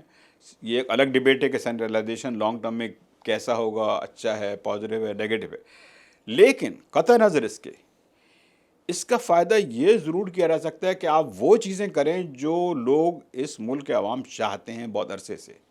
اور سب سے بڑی بات یہ ہے اس ملک کے لوگ چاہتے ہیں کہ معاشی ترقی ہو، روزگار ہو، انڈسٹریز لگیں، پانی کے اس طرح کے جو مسائل ہیں وہ حل ہوں. اس کے لیے ایک صرف کمپیٹنٹ ایڈمنسٹریشن سے کام نہیں چلے گا. ہمارا جو گورننس کا پورا نظام ہے، آپ دیکھ لیجئے، میں نے کچھ دن پہلے آرٹیکل میں لکھا تھا 2010 میں یہ پورا سلسلہ ہوا تھا 18th امینڈمنٹ کا، پھر NFC ایوارڈ بھی آیا. ڈیلیور کیا ہوا ہے؟ یہ ہوا تھا نا کہ آپ صوبوں کو دے دیں گے، پاورز دے دیں گے، اور بہت سارے جو فنڈز ہیں 50% سے زیادہ جو ہے فنڈز جو ہیں صوبوں کو دیے جاتے ہیں. ایسے پرفارمنس کیا ہے صوبوں کی؟ اور نتیجہ یہ ہے کہ وہ بھی کر کے دیکھ لیا. پہلے تو یہ تھا کہ جی پروونشل اٹانومی دی جائے، اختیارات دی جائیں، وہ بھی دے دیے. تو ہوا کیا؟ کوئی فرق نہیں پڑا. جو آج سندھ میں جو لٹریسی ریٹ جو 2010 میں تھا تقریباً آج بھی وہی ہے. تو سر پھر کریں کیا؟ ہم نے سب کر کے دیکھ لیا. وہ یہی ہے کہ یہ اٹانومی بھی دے دی، سب دے دیا. سب سے بڑا جو ہے میں یہ سمجھتا ہوں پہلے جو گورننس سسٹم ہے اس کو تبدیل کرنے کی ضرورت ہے. اور اس میں ایک میرے پاس جو اسپیسیفک اگر آپ پوچھیں کہ کیا کرنا چاہیے، ہمارے یہاں جتنے بھی ڈویژنز جتنے ہیں، ڈویژنز 35 جتنے بھی 34-35، یہ جو لوکل گورنمنٹ جو ہے دنیا میں آپ کہیں بھی دیکھ لیں، لوکل گورنمنٹس کے پاس چند بنیادی اختیارات ہوتے ہیں. یہ آپ کی اسٹریٹس ہیں، یہ اسکول کی مینٹیننس ہے، پرائمری جو سیکنڈری اسکول ہوتے ہیں، یونیورسٹی تو الگ سلسلہ ہوتا ہے، گلی محلے کی سیوریج، پانی، اس طرح کی چیزیں جتنی بھی ہیں. ٹریفک کا نظام کراچی میں ہے نا، تب بھی کوئی ٹریفک کا نظام نظر نہیں آتا. ٹریفک کا نظام اس کو پورا ریویمپ کرنے کی ضرورت ہے. ابھی تک یہ سیاست کا شکار رہا ہے کہ الیکشن ہوتے ہیں وہ کہتے ہیں کہ صاحب یہ تو آپ کا علاقہ ہے، یہ میرا علاقہ ہے، تو صحیح طرح سے وہ پوری طرح آرگنائز نہیں ہو پاتا. پھر ایک وسائل کا مسئلہ ہے. سارے مسائل جو ہیں وہ آپ نے جناب اس لیول پہ کنسنٹریٹ کر رکھے ہیں، چیف منسٹر کے لیول پہ. تو لوکل باڈیز آپ کی جو پریکٹیکلی ان کے پاس زیادہ افیکٹو نہیں ہے. اس کو ٹھیک کرنے کی ضرورت ہے. اور آپ ڈائریکٹلی ایسا بنا دیں کہ NFC میں سے اتنا جو پرسنٹیج ہے اس پہ ڈسکشن ہو سکتا ہے کہ وہ ڈائریکٹ ان ڈویژنس کو دیا جائے، ان کی اکاؤنٹیبل ہوں وہ، اس کے ساتھ کہ ڈویژنل کمشنر بھی ہو، اس کے ساتھ آپ کی الیکٹڈ کاؤنسل ہے وہ بھی ہو، لیکن اس کی ذمہ داری ہو کہ یہ چیزیں آپ کو اتنے فنڈز دیے جا رہے ہیں، یہ علاقہ آپ کا ہے. اس میں اگر جو ساری چیزیں ذمہ دار ہیں جس طرح کی ہم نے بات کی، سیوریج کی، صفائی کی، وہ ساری آپ کی ذمہ داری ہے. یہ سسٹم جو ہے ابھی تک پورے پاکستان میں ایک ہونا چاہیے اس طرح سے، تب بات بنے گی. ہمارے یہاں مسئلہ یہ ہے کہ ایک چیز ہم کہتے ہیں پھر کرتے نہیں. ہم نے کہا کہ جی لوکل باڈیز کو ڈیوالو ہوگا، الیکشن ہوں گے. آپ کو پتہ ہے ہمارے یہاں جو پروونشل گورنمنٹس ہیں یا بگ پولیٹیکل پارٹیز ہیں، لوکل باڈیز کے الیکشن کرانے میں ہر ممکن کوشش ہوتی ہے کہ نہ کروائیں. بالکل آپ نے خود کہہ دیا. تو پھر یا تو ان کو ہٹائیں یا پھر ان سے کروائیں. لیکن آپ نہ ہی ان کو ہٹاتے ہیں نہ ہی ان سے کرواتے ہیں تو پھر صورتحال بہتر کیسے ہوگی؟ اس لیے کہ بہت بڑا ملک ہے. 25 کروڑ کے ملک جو ہے وہ لاہور سے، کراچی سے، اسلام آباد سے نہیں چل سکتا. یہ تو آپ کو کرنا پڑے گا. اچھا سر، ابھی آپ نے کہا کہ ہماری فوج جو ہے وہ ڈیفینس ہمارا اسٹرانگ ہے، فوج ہماری تگڑی ہے. تو ابھی ہم نے دیکھا کہ سعودی عرب سے بھی ہماری ڈیل ہوئی، دفاعی معاہدے کی ڈیل ہوئی. امریکہ بھی ہمارے سر پر ہاتھ رکھ رہا ہے. یو ای سے تو ہمارے تعلقات اچھے ہیں ہی. اوورال دیکھا جائے تو ہمارے دوست ممالک ہیں، چائنا بھی ہمارے ساتھ کھڑا ہوا ہے. سب سے ہمارے تعلقات ماشاءاللہ سے اچھے ہیں. مگر سر ہمیں کوئی پیسے کیوں نہیں دے رہا؟ انویسٹمنٹ کیوں نہیں کر رہا؟ سرمایہ کاری کیوں نہیں کر رہا؟ سب اچھی اسلام دعا کر رہے ہیں، کھانا کھلا رہے ہیں، چائے پلا رہے ہیں، ٹرمپ صاحب نے بھی کھانا کھلایا، پیسے نہیں دے رہے سر. دیکھیے سرمایہ کی کوئی زبان نہیں ہوتی. ابھی میں نے کہا تھا کہ وہ سیکیورٹی دیکھتا ہے، پروفیٹیبلٹی دیکھتا ہے، اور تیسری بات دیکھتا ہے، میں پھر دہراؤں گا، ہیومن ریسورس. آپ نے خود ہی کہا کہ 50% سے زیادہ آبادی جو ہے ہم نے اس کو پیچھے رکھا ہے، تعلیم ہی نہیں دی. تو ایسے ملک میں آپ چلے جائیے دنیا بھر میں، خواتین آپ کو ہر جگہ نظر آتی ہیں کام کرتی ہوئی، پڑھی لکھی. ہمارے یہاں نہیں ہے. ہمارے یہاں ایک مخصوص طبقہ ایسا ہے کہ جو سمجھتا ہے کہ اس خواتین کا کام ایسا ہے بس ان کو مائیاں رکھ لو، ان سے گھر کا کام کراؤ. تو جب سوچ ایسی ہوتی ہے نا تو آپ کچھ بھی کر لیں، چاہے امریکہ سے لوگ بلا لیں یا سعودی عرب کے بادشاہ سے دوستی کر لیں یا چین کے پریزیڈنٹ سے مل کے آ جائیں، سرمایہ صرف یہ چیزیں دیکھتا ہے. میں خود ایک بہت بڑے بینک میں، امریکن بینک میں، کہا کہ ہمیں پرواہ نہیں ہوتی تھی کہ یو ایس پریزیڈنٹ کیا سوچ رہا ہے کیا نہیں سوچ رہا. ہم دیکھتے کہ پروفٹ کہاں بن رہا ہے، آر او آئی کیا ہے، آر او آئی کیا ہے، کس ملک میں یہ فیسلٹی ہے، یہ نظام کیسا ہے. اب میں ٹیکنالوجی کی بات کریں نا، ہمارے یہاں بہت ضرورت ہے. لوگ کہتے ہیں جی پتہ نہیں کتنے کروڑ جو ہے موبائل فون ہیں. آپ کو حقیقت بتاتا ہوں، جو کام کرنے کا جو پروڈکٹیو جو یوز ہوتا ہے وہ فکس براڈ بینڈ سے ہوتا ہے. فکس لائن ہوتی ہے نا جس سے جی براڈ بینڈ آتی ہے، اس پہ بیٹھ کے کام کرتے ہیں. اس کا جو پینیٹریشن جو ہے پاپولیشن کے لحاظ سے وہ 2% سے بھی کم ہے. ٹرکی میں کتنا ہے؟ 10 گنے سے بھی زیادہ ہے پاکستان کے مقابلے. نہیں، ہم انٹرنیٹ بھی صحیح مقاصد کے لیے یوز نہیں کر رہے. دیکھیے انٹرنیٹ پہ آپ کو یوٹیوب کے ویڈیو دیکھنے ہیں تو موبائل فون کافی ہے، لیکن موبائل فون کافی. اور دوسری بات یہ کہ وہ بھی مہنگا ہے. ہمارے یہاں جو براڈ بینڈ ہے، موبائل براڈ بینڈ، اس پہ تقریباً سب ملا کے ود ہولڈنگ ٹیکس ملا کے، پروونشل ٹیکس ملا کے کوئی 34-35% بن جاتا ہے. تو ایک تو آپ چاہتے ہیں کہ اکانومی کو ڈیجیٹائز کریں، پھر آپ اس میں اتنا تگڑا ٹیکس لگا دیا ہے. پھر آپ کا جو نظام ہے وہ اتنا انسٹیبل ہے کہ جو آپ کا فکس براڈ بینڈ جو ہے اس کی ریچ ہی 2% ہے. تو آپ یہ جو ڈیجیٹل جو ریولوشن کی بات کرتے ہیں یہ تو ہوا میں بات ہے. پہلے تو آپ یہ دیکھیں کہ فکس براڈ بینڈ کی جو پینیٹریشن جو ہے، جو اویلیبلٹی ہے، وہ بہت بڑھائیں، اس میں انویسٹ کریں. اور پھر بڑھائیں بھی تو اس کو افورڈیبل رکھیں، اتنا مہنگا نہ کریں، اتنے ٹیکسز نہ لگائیں کہ کوئی ایوریج آدمی اس کو افورڈ ہی نہ کر پائے. اس لیے کہ اگر افورڈ نہیں کر پاتے تو یا وہ ٹک ٹاک ویڈیو بنا کے تھوڑے پیسے کما لیں گے، لیکن جو آپ کی پورے ملک کی جو پروڈکٹیو کیپیسٹی ہے اس میں کوئی بہت نمایاں تبدیلی نہیں آ سکتی ہے. یہ بات سوچنے کی ہے. اور خاص طور پہ جب میں نے بات کی کہ اسٹار لنک جیسی اتنی بڑی مشہور کمپنی وہ آنا چاہ رہی ہے، آپ اس کی راہ میں روڈ کار میں، آپ وہ کیوں روڈ کار ہیں مجھے نہیں پتا. سر یہ بھی ایک خیال ہے کہ ہم بنیادی طور پر تو ایک غریب ملک ہیں، جی کیونکہ ہمیں حکمران اچھے نہیں ملے. وسائل کے حساب سے ہم بہت مالا مال ہیں. کیا یہ بات سچ ہے؟ دیکھیے تاریخ یہ بتاتی ہے کہ ملک، کسی بھی ملک کا سب سے بڑا جو وسائل ہوتا ہے اس کے لوگ ہوتے ہیں، عوام ہوتی ہے. اس کے عوام ہوتے ہیں. جاپان کے پاس ہر چیز امپورٹ کرتا، تو کوئی آئل پروڈیوسنگ کمپنی تو نہیں ہے، کنٹری تو نہیں ہے نا. اور ایٹم بم کھانے کے بعد اور 2 ایٹم بم ان پہ گرائے گئے تھے. تو نہ وہ ان کے پاس تیل ہے، نہ کوئی بڑی تعداد میں منرلز ہیں. ان پہ ایٹم بم مارا گیا تھا. اس کے بعد وہ قوم کھڑی ہو گئی، اتنی ایسی کھڑی ہو گئی کہ دنیا کی ترقی یافتہ جو 3-4 قومیں ان میں سے آ گئی. چائنا اپنی ضرورت کی بہت ساری چیزیں امپورٹ کرتا ہے. It is the largest importer of oil in the world. تو یہ ضروری نہیں کہ آپ کے وسائل ہوں، لیکن چائنا نے اپنے لوگوں کی اسکلز میں، ان کی تعلیم میں انویسٹ کیا ہے. یہ مستقل آپ دیکھیں گے، اگر آپ کامن جو تھریڈ ہے جاپان سے لے کے ویتنام تک، وہ یہ ہے کہ ان کے حکمرانوں نے یہ سمجھ لیا کہ ملک کی ترقی کا صرف ایک واحد راستہ ہے، اور وہ کیا ہے کہ اپنے لوگوں میں جو ہیومن ریسورس ہے اس میں انویسٹ کیا جائے. یہ ادراک ہمارے یہاں ابھی تک نہیں ہو سکا ہے. ہمارے یہاں یہ ٹینڈنسی ہے کہ کسی اور دوسرے ملک سے کچھ یہ آ جائے گا، کوئی انویسٹمنٹ. اب کتنے عرصے ہو گئے کہ ہم یہ بات کرتے رہیں کہ سعودی عرب جو ہے، آپ نے بھی بہت مرتبہ سنا ہوگا کہ $10 بلین لگائے گا ریفائنری میں.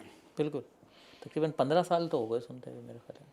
سعودی عرب کیوں لگائے گا ریفائنری میں پیسہ؟ وہ اتنے بڑا آئل پروڈیوسنگ کنٹری ہے. اپنے پاس ہی لگا لے گا. نہیں، ان کے پاس ہے ریفائنری نا، وہ یہاں کیوں لگائیں گے؟ وہ یہ بات سمجھ نہیں آتی. اور وہ بھی ایسی جگہ پہ جہاں اتنے مسائل ہیں، بجلی کے، ٹیکنالوجی کے، یہ سب چیزیں چاہیے ہوتی ہیں، اور supply of talent, qualified engineers چاہیے ہوتے ہیں آپ کو، اور بڑے اچھی ٹرینڈ. یہاں آپ کو کوالیفائڈ پلمبر نہیں ملتا، کوالیفائڈ الیکٹریشین نہیں ملتا، آٹو میکینک کوالیفائڈ نہیں ملتا آپ کو جو صحیح طرح سے کر سکے. ہمارے یہاں یہ مینٹیلٹی کہ کہتے ہیں کہ جی بس کوئی جگاڑ کر دے، مطلب یہ کہ شارٹ کٹ تلاش کریں کچھ ہو جائے گا. دیکھیے شارٹ کٹ آپ کے یہاں لوکلی تو چل سکتا ہے، لیکن یہ باہر نہیں چلتا ہے. اسی لیے کہ ہمارے یہاں، آپ کو بتاؤں، ہمارے یہاں کے بڑے بڑے جو ہیں بزنس مین جب باہر جاتے ہیں، وہ پراپرٹی پہ لگانے کے علاوہ ان کو کچھ نہیں کرنا آتا، کر ہی نہیں پاتے، اس لیے کہ وہ کمپیٹ ہی نہیں کر سکتے. وہ اس لیول پہ، اس ایڈوانس طریقے سے ان کو آپریٹ ہی نہیں کرنا آتا. تو وہ یا تو یہاں تو کنسیشنز اور جو جسے کہتے ہیں آپ کی پوری رینٹ سیکنگ اکانومی، اس پہ کام کرتے ہیں، یا باہر اگر پیسے لے بھی جاتے ہیں تو اپارٹمنٹس، فلیٹس گھر بھر خرید لیتے ہیں. اور جو کچھ ہیں بھی سکسیزفل مثالیں، مثال کے طور پر نارتھ امریکہ وغیرہ میں یا لندن میں، یہ وہ ان پاکستانیوں کے ہیں جو ایکچولی مڈل کلاس سے یا اس سے بھی لوور مڈل کلاس سے آئے تھے. They have been very successful. Not the big houses or business houses in Pakistan. کیا وجہ ہے؟ ہمیں یہ سمجھنا پڑے گا کہ پاکستان کو آگے بڑھانے کے لیے ہمیں اپنے آپ کو تیار کرنا پڑے گا کہ ہم انٹرنیشنلی لیول پہ کمپیٹ کر سکیں. اور اس کے لیے کوئی شارٹ کٹ نہیں ہے، اس کے لیے کوئی معاوضہ نہیں ہوگا، اس کے لیے امداد یہاں سے آ جائے وہاں سے آ جائے کوئی فرق نہیں پڑے گا. اس کے لیے واحد راستہ یہ ہے کہ اپنے لوگوں کو تعلیم دیں. ہمارا جو انفراسٹرکچر ہے، بجلی ہے، روڈز ہیں، ریل، خاص طور پہ ریلوے، اس کو بہتر کریں. پانی کا ایک بہت، ہمارے یہاں بہت مسائل ہیں، اس کو ٹھیک کریں. کہ آپ نے ایگریکلچر کی بات کی، بغیر جب تک نہروں میں پانی نہیں آتا بات کیسے بڑھے گی؟ پھر ہمارے یہاں فرٹیلائزر کے بہت مسائل ہیں، ہمارے یہاں ٹیکنالوجی کا بہت بڑا مسئلہ ہے. ہماری پروڈکٹیوٹی جو ہے وہ بہت پیچھے ہے. سر ایک خیال یہ بھی ہے کہ ریاست جب کوئی بہت بڑا ہو جاتا ہے، یا کوئی بزنس مین اگر بہت زیادہ گرو کر رہا ہے، تو ریاست خود ہی اس کے آگے روڑے اٹکاتی ہے. آپ کے خیال میں پاکستان میں مانا بہت بڑے بڑے گروپس ہیں، بہت بڑے بڑے نام ہیں، پیسے والے لوگ ہیں، مگر کوئی ٹاٹا، برلا، امبانی، متل، یہ کیوں نہیں پیدا ہوتا پاکستان میں کہ مطلب ٹاپ 50 میں ورلڈ کے ان کا نام آئے کہ یار یہ مطلب وہ ہیں. کاروبار کرنے کی تو سر یہاں بھی آزادی ہے نا، بڑے بڑے گروپس ہیں، تو اس لیول پہ بھائی ورتھ کیوں نہیں لے پائے؟ پتہ نہیں آپ ہمارے بزنس مین کیوں نہیں لے کس کی طرف اشارہ کر رہے ہیں. ٹیکسٹائل لابی کو تو ہمیشہ حکومت کی سپورٹ حاصل رہی ہے. بہت سارے لوگ برا مانیں گے، ٹیکسٹائل نے اتنی زیادہ سپورٹ ہونے کے باوجود. میں یہی تو کہہ رہا ہوں سر، بڑے نام کیوں نہیں آتے ہمارے نہیں، آپ نے کہا کہ روک دیتے ہیں، میں تو نہیں سمجھتا کہ روکتے ہیں، وہ تو انکریج سپورٹ کرتے ہیں.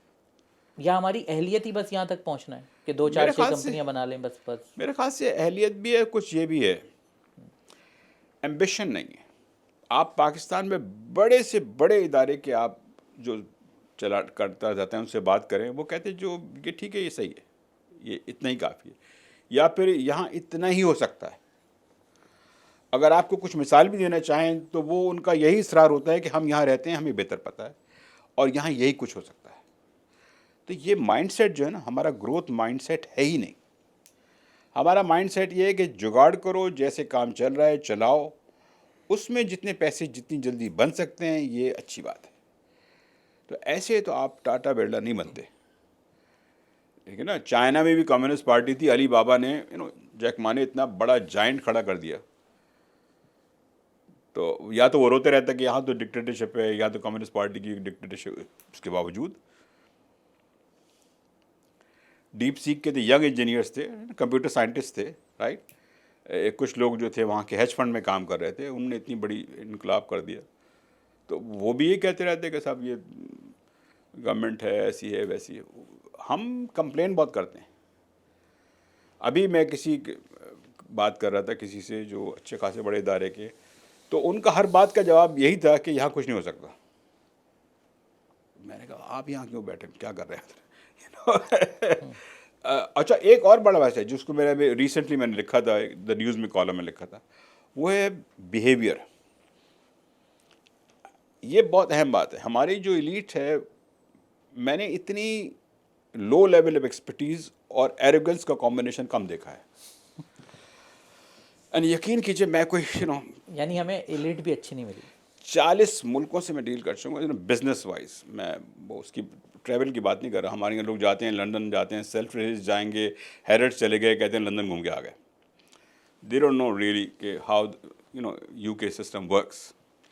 تو پرابلم یہ ہے کہ وہ یہ سب سمجھتے ہیں کہ ہم جانتے ہیں، لیکن جب پرفارمنس دیکھتے ہیں، ٹیکسٹائل انڈسٹری کی پرفارمنس دیکھ لیجیے آپ. میں نے آپ سے کہا آپ اٹھا کے رپورٹس اٹھا کے دیکھیے 1990 سے لے کے اب تک، یارن، ہوزری، بیڈ شیٹس، یہی ہے اپریلس. اپریلس، دنیا کہاں سے کہاں پہنچ چکی ہے. آپ ایک تو کوشش کریں، آپ رائس ایسے ایکسپورٹ کر دیتے، ویلیو ایڈٹ کر کے ویلیو ایڈٹ کریں، اس کو کلین کریں، اس پہ پیکیجنگ کریں، اس کو اور اچھی طرح سے کریں تاکہ وہ انٹرنیشنل مارکیٹس میں کمپیٹ کر سکے زیادہ بہتر طریقے. رائس کرتا ہے پھر بھی، لیکن اتنا نہیں. اور بہت سے چیزیں، گارمنٹس ہم کر سکتے ہیں بھائی. ہم برانڈیڈ گارمنٹس کر سکتے ہیں، اپنی بنائیں، ڈیزائن کو امپروو کریں، انوویشن کریں. نہیں تو یہ جو کمپلیسنسی ہے، یہ جو ہمارا گروتھ مائنڈ سیٹ ہے ہی نہیں. میں اب سے نہیں کب سے سن رہا ہوں، جب بھی آپ کسی سے بات کریں صاحب انٹرسٹ ریٹ زیادہ ہے. تو انٹرسٹ ریٹ تو بہت سارے ملکوں میں زیادہ اوپر نیچے ہوتے رہتے ہیں نا. یہ کیا وجہ ہے کہ ہماری انڈسٹری جو ہے ترقی نہیں کر سکی، شرنک کر رہی ہے. اگر آپ کسی سے یہ کہہ دیں کہ بھائی تم سب جو ہے کراچی میں فار ایگزامپل انڈسٹریز ہیں، یہاں آپ کیوں نہیں اچھے کوئی 20 اسکول کھول دو جن کو ووکیشنل ایجوکیشن ہو، ٹیکنیکل ٹریننگ دی جائے، ان کو ایجوکیشن کی جائے. یہ لانگ ٹرم انویسٹمنٹ، یہ ان کے لیے اچھا ہوگا، لیکن وہ نہیں کرتے. پھر شکایت ہوتی ہے کہ صاحب یہ ہے آپ کیا بنا رہے ہیں. آپ بڑا پرائڈ لیتے ہیں کہ اس زمانے میں جس کو کہہ رہے ہیں کہ بالکل دنیا جو ہے ایک نئے لیول پہ جائے گی بیکاز آف اے آئی، ہم اسی میں خوش ہیں کہ ہم شوگر مل بنا رہے ہیں، ہم سیمنٹ بنا رہے ہیں، ہم فرٹیلائزر بنا رہے ہیں.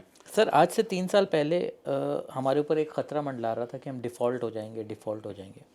اب جب آپ اکانومی اور یہ نمبرز دیکھتے ہیں، آپ کو لگتا ہے کہ ہم سٹیبل ہیں یا پھر ہم دوبارہ دیوالیہ کے قریب پہنچ جائیں گے کبھی؟ دیکھیے میں نے تو آپ سے کہا کہ وہ جو بڑا ایکسٹراڈنری پیریڈ تھا،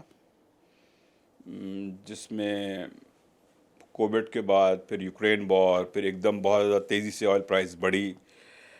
ہماری یہاں مسئلہ یہ تھا کہ ہماری جو قرضوں کی ادائیگی کی جو پوزیشن جو ہے باہر کے قرضوں کی، وہ بڑی پریکیریس ہے.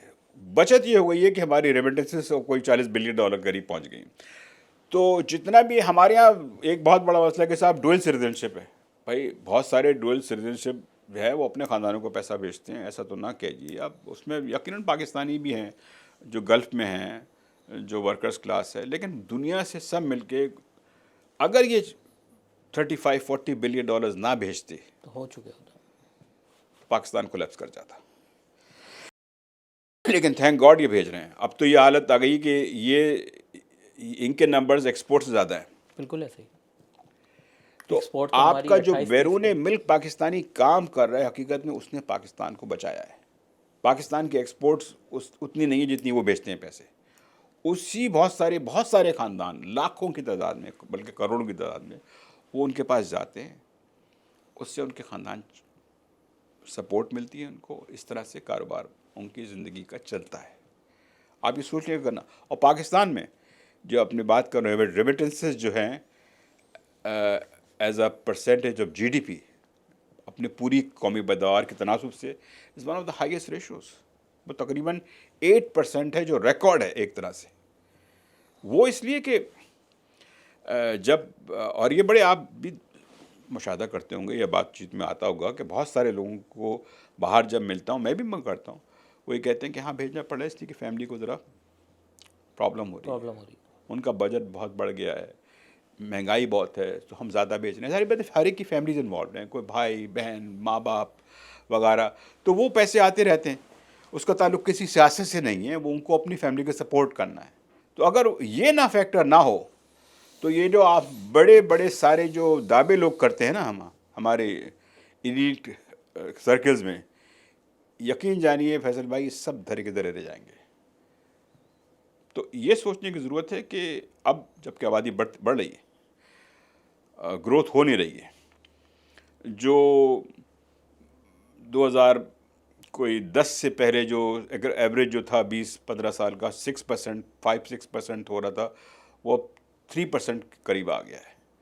تو کیسے کام چلے گا؟ آبادی بڑی تیزی سے بڑھ رہی ہے، تو ایسے تو نہیں چل سکتا. آپ کے پاس کوئی سلوشن آپ کو کرنا پڑے گا، اور بہت ریڈیکل سلوشن کرنا پڑے گا. اس لیے کہ یہ جو آپ بات کر رہے ہیں اس نظام کی، یہ نظام میں تو وش کروں گا، دعا کروں گا کہ چلے، پرووائڈڈ کہ وہ کوئی سلوشن آفر کریں، لیکن ابھی تک تو انہوں نے کیا نہیں ہے. تو یہ تو ایک بہت بڑا سوال ہے کہ ان واٹ نیکسٹ. اور میں یہ سمجھتا ہوں کہ جو یہ ہمیں وقت ملا ہے اس وقت، تھوڑا سا ذرا پاکستان کے لیے بیرونی فرنٹ پہ ذرا فیوریبل ہے، اس کا فائدہ اٹھائیں اور ایسے اقدامات کریں جو آج تک پاکستان نے کبھی نہیں کیے ہیں. اسی طرح کے اقدامات جو بہت سارے ملکوں نے 20 سال پہلے 50 سال پہلے کیے تھے اور اپنے ملک کی تقدیر بدل دی تھی. میں کوئی پیسمسٹ نہیں ہوں، میں سمجھتا ہوں کہ اگر آپ کے پاس ریزالو ہے، ڈٹرمنیشن ہے اور کلیئر ڈائریکشن ہے تو ہو سکتا ہے. لیکن وہ کنسنسس کے ذریعے نہیں ہوگا، وہ کسی چارٹر آف اکانومی کے ذریعے نہیں ہوگا. کنسنسس تو جی 50 لوگ اگر بیٹھیں گے ہمارے ملک میں، ہمارے یہاں تو کسی بات پہ اتفاق نہیں کریں گے. پولیٹیکل انسرٹینٹی بھی ایک ریزن ہے، ہمارے مسائل کی ایک بڑی وجہ ہے. دیکھیں ڈٹرمنیشن بھی ہوتا ہے.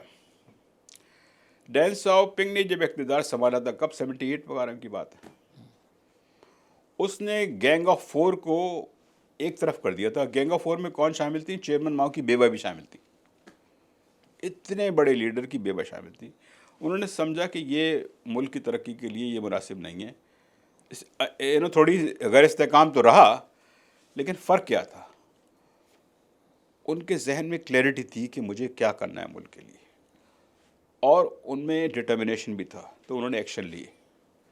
ہمارے یہاں لوگ بہت ہچکچاتے ہیں، نہ ادھر جاتے ہیں نہ ادھر جاتے ہیں، تو وہ سوئنگ کرتے رہتے ہیں. ایسے کام نہیں بنتا. آپ کو لیڈرشپ کو ڈیسائسو ایکشن لینے چاہیے اگر ان کو کوئی آگے بڑھنا ہے. یہ جو ابھی طریقہ ہے یہ مڈل آف دا روڈ طریقہ ہے، کام چلاتے رہو. تو بعض لوگ کہتے ہیں کہ صاحب آپ پوری طرح سے ریکنسیلیشن ہو جائے اور پھر عمران خان صاحب کو رہا کر دیں اور انتخابات جو جائیں ٹھیک ہو جائے گا. میں آج بیٹھ کے آپ کو لکھ کے دے رہا ہوں، یہ سب آپ کر بھی دیں، پاکستان کی صحت پہ کوئی فرق نہیں پڑے گا. دیٹ آئی ول بیٹ، کوئی فرق نہیں پڑے گا. اس لیے کہ ہمارے یہاں اکثریت جو ہے اشرافیہ کی، ان کو پتہ ہی نہیں ہے کہ کرنا کیا ہے. اور اس وقت جو ہے لیڈرشپ جو ویکیوم ہے وہ اسی وجہ سے ہے کہ وہ اس کو الزام دیتے ہیں، وہ اس کو الزام دیتے ہیں. یہ کوئی نہیں کہتا کہ کرنا کیا ہے. بھائی آپ بات کیجئے نا، کرنا کیا ہے. اتفاق رائے تو ہمارے یہاں بہت ہو چکا ہے. چارٹر آف ڈیموکریسی آیا، 73 کا آئین آیا، ضیاء الحق صاحب نے 11 سال تک حکومت کی، اتفاقی اتفاق تھا. لیکن بات وہی ہے کہ سمجھنے کی بات ہے، اور تاریخ کا مطالعہ کرنے کی ضرورت ہے، تاریخ سے سبق سیکھنے کی ضرورت ہے. وہ یہ ہے کہ ہمیں ایک ایسی لیڈرشپ چاہیے جو اپنے لوگوں پہ بھروسہ کرے، ان کی بھلائی کے لیے کام کرے، ان کو تعلیم دے. لوگ نہ ڈکٹیٹرشپ چاہتے ہیں، نہ ہی وہ جمہوریت کا کوئی اسٹیچو بنا کے اس کی عبادت کرنا چاہتے ہیں. لوگ اپنے مسائل کا حل چاہتے ہیں. بالکل ایسا ہی. سر لاسٹ سوال، مجھے پتہ ہے آپ کے پاس وقت کی تھوڑی سی قلت ہے اور آپ نے سٹارٹ میں کہا تھا، اگلے 10 سال میں آپ پاکستان کو کہاں دیکھتے ہیں؟ 2 راستے پاسبلٹیز ہیں. جس طرح چل رہا ہے اگر اسی طرح چلے تو؟ اگر اسی طرح چلتا رہا تو پھر اس بات کا رسک بہت بڑھ جائے گا کہ ہمیں شدید ترین معاشی مشکلات کا سامنا کرنا پڑے گا۔ دوسرا راستہ بھی ہے، ہم کوریا کے جنرل پارک سے یا چائنا کے ڈین شاؤپنگ سے یا سنگاپور کے لی کوان یو سے یا انڈیا سے بھی کسی حد تک منموہن سنگھ نے بہت چیزیں اچھی کی تھیں، یہ ماننے میں کوئی حرج نہیں ہے، ٹھیک ہے ہمارے دشمن ہیں، لیکن بہرحال یا تو ہم تاریخ سے سبق سیکھیں ان لوگوں نے کیا کیا، کیسے کیا، اور اس کے لیے لیڈرشپ نے کس طرح کے اقدامات لیے تھے، یا تو ہم یہ سبق سیکھیں۔ اگر ہم یہی ہمارا مائنڈ سیٹ رہے گا کہ یہاں صرف یہی چل سکتا ہے، تو پھر تو بھائی کچھ نہیں ہونے پائے گا۔ ہاں، اگر یہ لیڈرشپ طے کر لے کہ یہاں کچھ بہت بڑا اور ڈفرینٹ ہو سکتا ہے، پھر بات آگے بڑھے گی۔ تو فیصلہ جو دار و مدار اسی بات پہ ہے کہ خاص طور پہ اس جو ہے کرٹیکل جنکچر ہے ہماری تاریخ کا، ہماری جو ٹاپ لیڈرشپ ہے وہ کس طرح سے فیصلے کرتی ہے۔ اور میں سمجھتا ہوں کہ ونڈو آف اپارچونٹی جو ہے یہ بہت اہم بات ہے، وہ زیادہ بڑا نہیں ہے۔ یہ جو آپ دیکھ رہے ہیں بیرونی حالات، یہ بڑی تیزی سے بدل بھی سکتے ہیں، تو ضرورت اس بات کی ہے کہ تیزی سے ایکٹ کریں، جو بڑے بڑے فیصلے کرنے ہیں کریں، جو بڑے بڑے جو کینسرس جو ہے ایلیمنٹس ہیں ہمارے ویسٹرن انٹرسٹ میں، ان کو کاٹ کے الگ کریں ہم۔ اور ایسے بہت ہیں اور سب لوگ جانتے ہیں وہ کیا ہیں، جو کوئی نہیں چاہتے وہ ترقی کرے ملک، وہ اپنے ہی مفادات ان کو اتنے عظیم ہیں، عزیز ہیں کہ وہ ان کو جب تک آپ الگ نہیں کریں گے، پورے پولیٹیکل سسٹم کو آپ جس طرح کہتے ہیں کہ اس کا سرجیکل آپریشن نہیں کریں گے، آگے بات نہیں بن سکتی۔ یہ بات بڑی اکیڈیمک ہے کہ ڈکٹیٹرشپ ہے، ڈیموکریسی ہے۔ میں لوگوں سے یہی کہوں گا کہ تاریخ پڑھیں، ملکوں نے ترقی کی ہے، چاہے وہ جمہوریت میں کی ہو یا ڈکٹیٹرشپ میں۔ یہ ضروری ہے اس کے لیے کہ لیڈرشپ ایک بڑے کلیئر ویژن کے ساتھ اور اچھی انٹینشنز کے ساتھ مشکل فیصلے کرے۔ اگر یہ کریں گے تو بات آگے بڑھے گی، ورنہ جو ہمارا سچویشن ہے ابھی، ترقی ہو نہیں رہی ہے، آبادی تیزی سے بڑھ رہی ہے، انڈسٹری لگ نہیں رہی ہے، تو پھر تو ظاہری بات ہے آپ کس بات کی توقع کریں گے۔ ٹھیک ہے، چلیں سر، بہت شکریہ آپ کے وقت کا، آپ ایک شارٹ نوٹس پہ ہمارے پاس آئے، اور انشاءاللہ دوبارہ بھی آپ سے ملاقات ہوتی ہے۔ شکریہ بہت بہت، تھینک یو۔